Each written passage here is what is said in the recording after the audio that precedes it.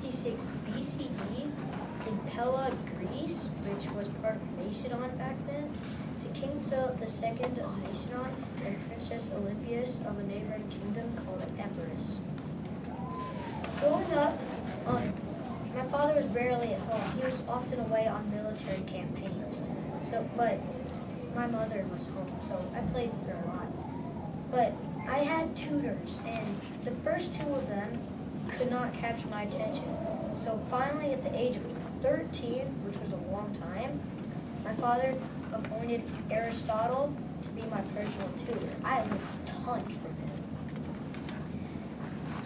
And 3 years later, at the age of 16, my tutoring was complete. Just 2 years later, at the age of 16, my father allows me to lead the cavalry forces at the Battle of Caronia, in which I performed amazingly. Only 2 years later, something tragic happens at my sister's wedding. My father II is walking to greet the couple when one of his own bodyguards, called Pausanias, runs up, stabs him, and tries to get away, but he trips, and my childhood friends kill him. I was grief-stricken. I had him buried in a tomb with over 500 tons of gold, and I put him in a gold coffin. At age 20, I'm crowned King of Greece.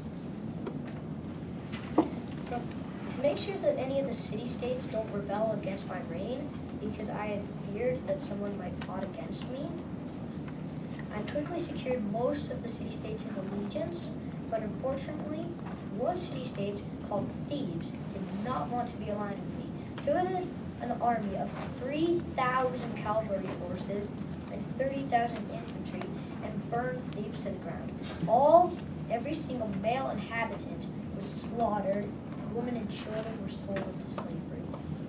In 334 BCE, I crossed the Dardanelles Strait, which kind of connects Europe to Turkey over there. So when I was sailing across, I took a spear and I hurled it at the sand. And I said, "This land is mine." So all that part over there, that was part of the Persian Empire.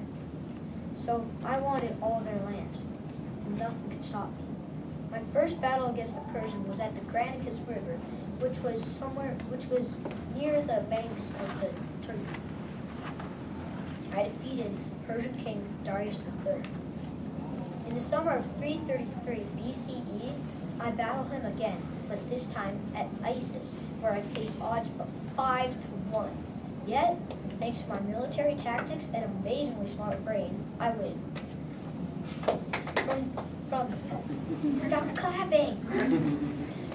From Isis, I travel along the Mediterranean coast to Tyre because I want to sacrifice to their chief god, whose name was Melkars.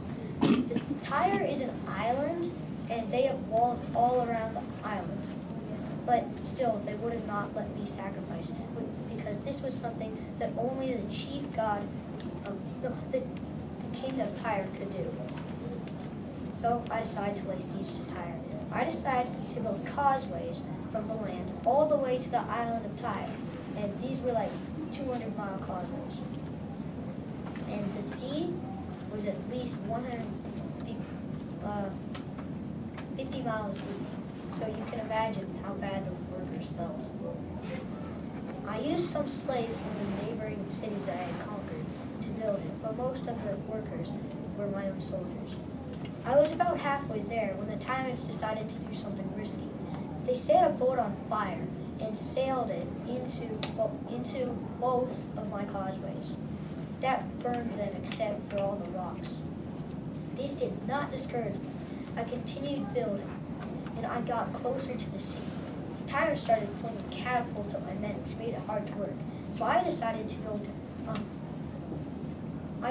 place a 150-foot tall siege tower with huge catapults at the top, at the end of each causeway. This protected my workers. Finally, after 7 long, blistering hot months, I break into the city of Tyre, kill everybody, and make my sacrifices to Melkart. From there, after sacrificing and praying to Melkart to give me safe journey, I go to Egypt and meet resistance only at Gaza.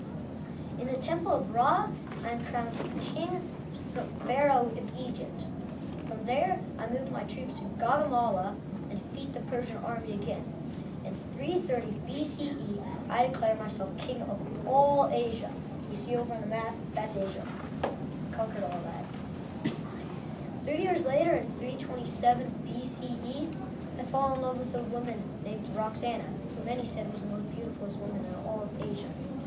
We decide to get married. From Gaugamela, I decide to march along the Persian Gulf all the way up to Susa because I need to get fresh soldiers and resupply. Many die on the march. They die of illness and disease. Finally, in 324 BCE, I arrive at Susa. 1 year later, 323 BCE, June 10th, I die of an unknown illness. Nowadays, all great generals look up to me and try to compare themselves to me, but somehow, unfortunately, who am I? Just say it. Alexander the Great.